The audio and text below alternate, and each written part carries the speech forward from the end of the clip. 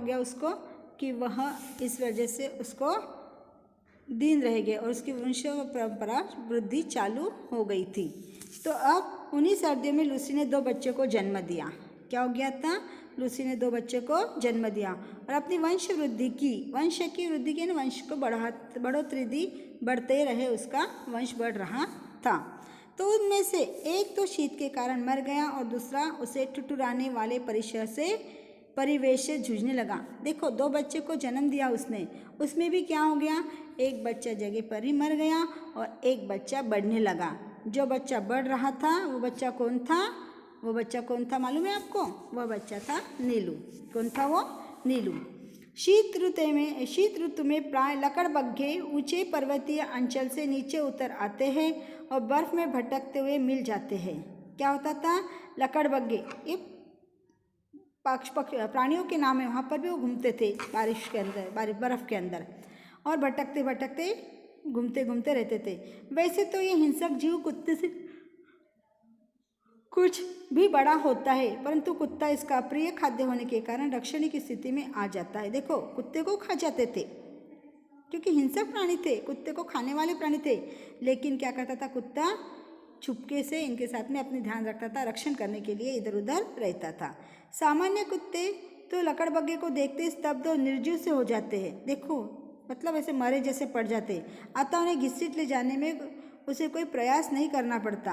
Alsatian कुत्ते उससे संघर्ष करते अवश्य, पर किंतु अतः पराजित होते। देखो लकड़बग्घे इतने होशियार रहते कि उनको कुत्ता उनका शिकार है, खा लेते वो कुत्ते को।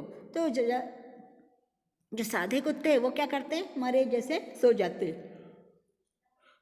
उनको पता है अभी नहीं, अभी अपने को मरना ही है, क्योंकि आ गया लकड़बग्घा तो अपने को खा जाएगा, तो मरे जैसे मृत प्राण के जैसे पड़े, तो खींचते खींचते उनको लेके जाता। अल्सेशियन कुत्ता क्या करता था? उसके साथ में लड़ाई करता था कि मैं बच जाऊँ करके, लेकिन इनकी ताकत और उसकी ताकत बहुत ज़्यादा थी, तो ये वहाँ पर भी हार जाते थे। अर्थात इनको भी खाने में पराजित होते थे और इनको भी खाने में हो सकता था उनको। 4-5 दिन के बाद बच्चों को छोड़कर लूसी फिर दुकान तक आने जाने लगी थी। 4-5 दिन ही हुए थे बच्चों को छोड़कर। एक संध्या के लुटपुट्टे में लूसी ऐसी गई कि फिर लौट ही नहीं सकी। सवेरे बर्फ पर कई छोटे बड़े पंजों के तथा आगे पीछे घसीटने के चिन्ह देखकर निश्चय हो गया कि लूसी ने बहुत संघर्ष के साथ प्राण दिए होंगे। यानी हो सकता है कि लूसी भी उस लकड़बग्घे के शिकार में आ चुकी होंगी, पता नहीं निश्चित में, लेकिन हो सकता है। उसके भी आंख के ऊपर खूब खरोंचे दिखे, उसको भी घसीटता हुआ दिखाई दिया। इस प्रकार से लूसी उस दिन मर गई। 4-5 ही दिन हुए थे बच्चों को छोड़कर। बहुत संघर्ष के साथ प्राण दिए होंगे। बर्फ पर रक्त के नीले धब्बे लगे थे, मानो किसी बालक की ड्राइंग पुस्तिका के सफ़ेद पृष्ठ पर लाल स्याही की दवात उलट गई हो। कैसे थे? जैसे एक आधी ड्राइंग, बच्चों की ड्राइंग की किताब है, बुक है, उसके लाल किताबों के ऊपर, ड्राइंग पुस्तिका पर लाल स्याही की दवात उलट गई हो। इस प्रकार से इसका चित्र दिख रहा था। इस प्रकार से लूसी और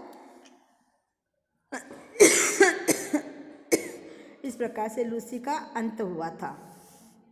लूसी के लिए सभी रोए, परंतु जिसे सबसे अधिक रोना चाहिए था, किसे रोना चाहिए था?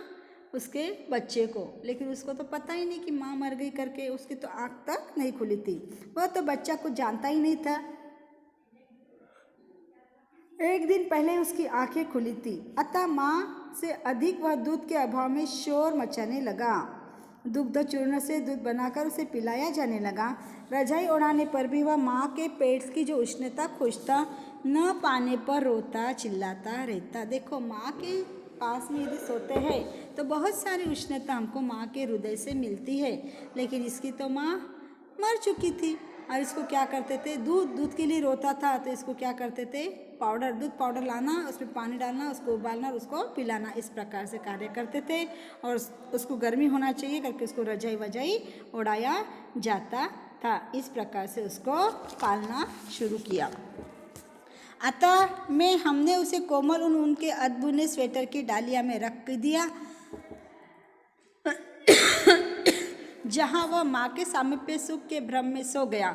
डालिया में वह उनकी गोंद जैसा ही लगता था। एक ऊन के जैसा उसको बना दिया बक्सा, उसके अंदर आजू बाजू में ऊन रख दी और उसके अंदर उसको सुलाया जाता था। उसके अंदर वो सोता था, उसको लगता था कि मैं माँ की गर्मी में ही सोया हूँ। ठीक है, आगे का हम अगले पीरियड में और देखेंगे। ओके, इस पार्ट को आपको पढ़ना है और इसमें जो कठिन शब्द मैंने बताए उसको आपको लिखना है। इतना आपका होमवर्क है। ठीक है।